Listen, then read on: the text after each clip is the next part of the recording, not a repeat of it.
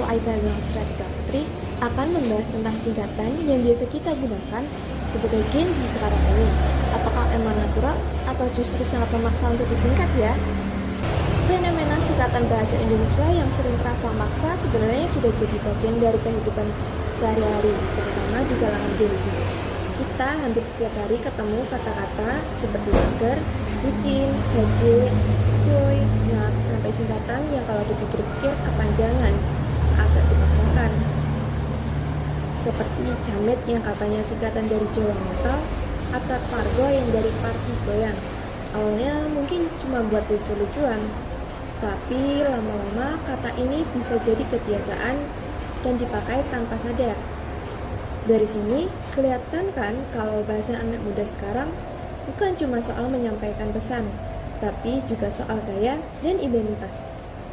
Salah satu alasan kenapa singkatan-singkatan ini bisa muncul adalah karena perubahan cara kita berkomunikasi.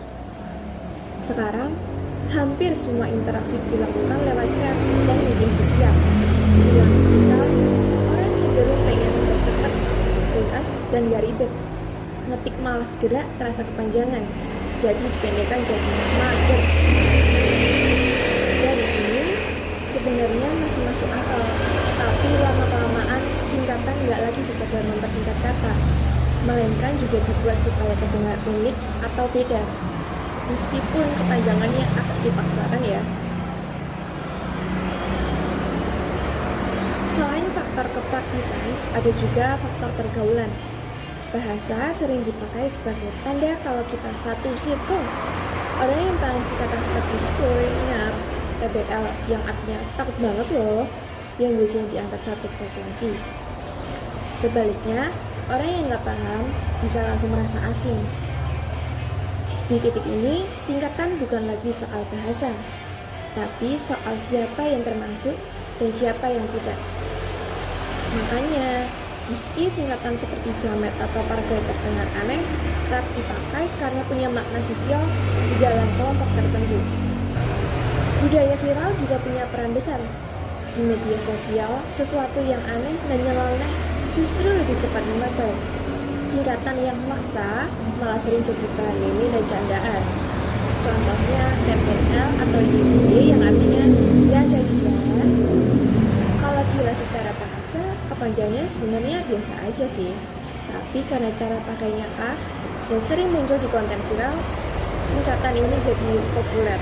Banyak orang ikut-ikutan pakai bukan karena butuh, tapi karena takut ketinggalan tren. Contohnya lagi, gas adalah singkatan paling Gen Z yang kelihatannya seru, tapi sebenarnya dorong buat langsung jalan sekarang.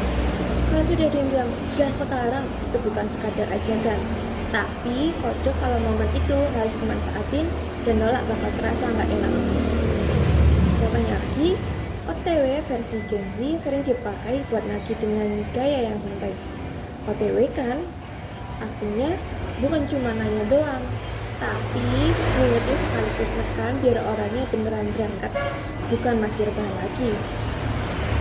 Contoh lagi, please atau PLZ di kalangan Gen Z sering dipakai sebagai permohonan setengah maksa, apalagi kalau ditambah emoji atau efeknya jadi good trip halus yang bikin susah nolak.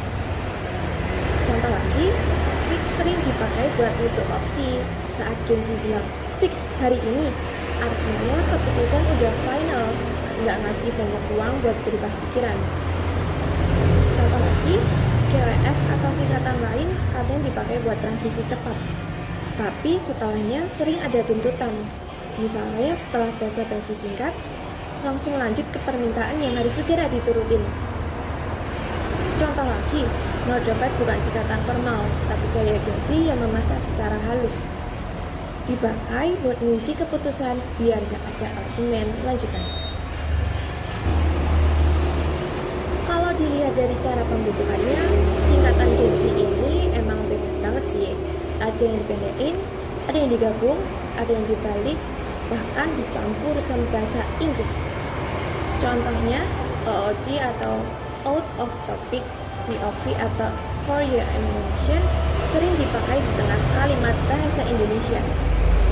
Ada juga singkatan yang kepanjangan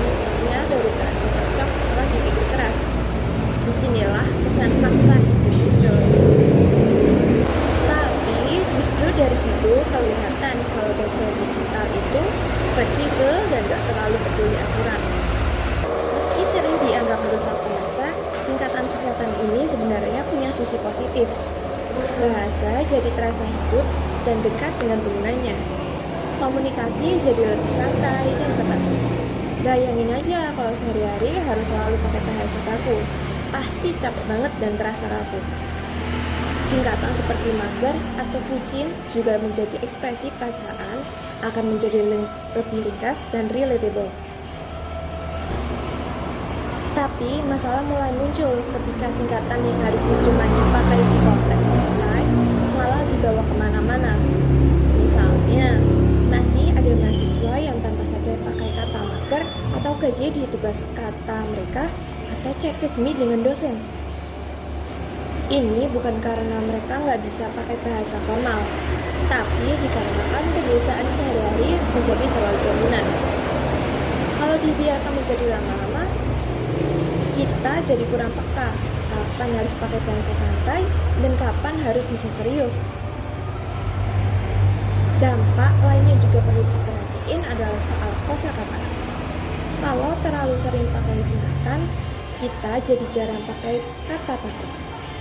Akibatnya, pas harus nulis rapi, panjang, kita malah bingung sendiri. Bahasa itu berkaitan erat sama cara berpikir. Kalau bahasanya terlalu disederhanakan, cara kita menyusun ide juga bisa jadi kurang terstruktur. Selain itu, singkatan yang maksa tadi juga bisa bikin jarak antara generasi makin lebar. Orang tua atau dosen kadang nggak paham istilah seperti jamat, pargoy, atau TBL. Dari sini muncul bahwa anggapan bahwa anak muda sekarang adalah asal-asalan dalam berbahasa. Padahal sebenarnya ini cuma soal perbedaan kebiasaan dan ruang bahasa yang sering kita gunakan. Kalau nggak ada usaha saling memahami, bahasa malah jadi sumber salah paham. Pada akhirnya, singkatan bahasa Indonesia yang sering terasa maksa ini adalah bagian dari realiti bahasa di era digital. Fenomena ini nggak sepenuhnya salah sih, tapi juga nggak bisa dibiarkan tanpa kontrol. Yang paling penting adalah kesadaran dalam konteks. Kita boleh pakai bahasa skuy, nak, atau mager saat ngobrol santai, tapi tetap harus bisa beralih ke bahasa yang lebih rapi saat berada di lingkungan akademik ataupun formal. Jadi singkatan Gen Z itu bukan musuh bahasa Indonesia, tapi tantangan. Tantangannya adalah bagaimana kita, terutama sebagai mahasiswa, bisa tetap kreatif dan gaul tanpa kehilangan kemampuan bahasa yang baik dan benar. Selama kita tahu tempat dan waktu, bahasa Indonesia akan tetap bergantung pada perkembangan zaman tanpa kehilangan identitasnya. Kita bisa melestarikan bahasa Indonesia ala Gen Z itu sebenarnya nggak ribet dan nggak harus kaku. Cukup mulai dari kebiasaan sehari-hari. Misalnya pakai bahasa Indonesia di chat, caption, ataupun story. Tapi tetap dengan gaya yang santai dan sesuai karakter masing-masing. Nggak masalah pakai slang atau singkatan selama masih paham konteks dan nggak lupa bentuk bahasa Indonesia sendiri. Kedua, Gen Z juga bisa bikin bahasa Indonesia makin hidup lewat konten kreatif. Meme, video TikTok, tweet lucu, ataupun podcast pakai bahasa Indonesia bisa jadi cara seru buat nunjukin kalau bahasa kita tuh fleksibel dan bisa dipakai di mana aja. Justru dengan dibikin fun dan relate, orang lain jadi lebih tertarik dan merasa bahasa Indonesia itu nggak kalah keren dari bahasa asing. Intinya, melestarikan bahasa Indonesia itu soal rasa bangga dan kesadaran terhadap diri kita. Nggak perlu sok formal, yang penting konsisten dan nyaman dipakai. Selama Gen Z masih mau pakai bahasa Indonesia dengan caranya sendiri, bahasa ini bakal terus hidup, berkembang, dan tetap relevan di tengah perubahan zaman. Sekian dari videoku, sampai jumpa di pertemuan selanjutnya. Terima kasih.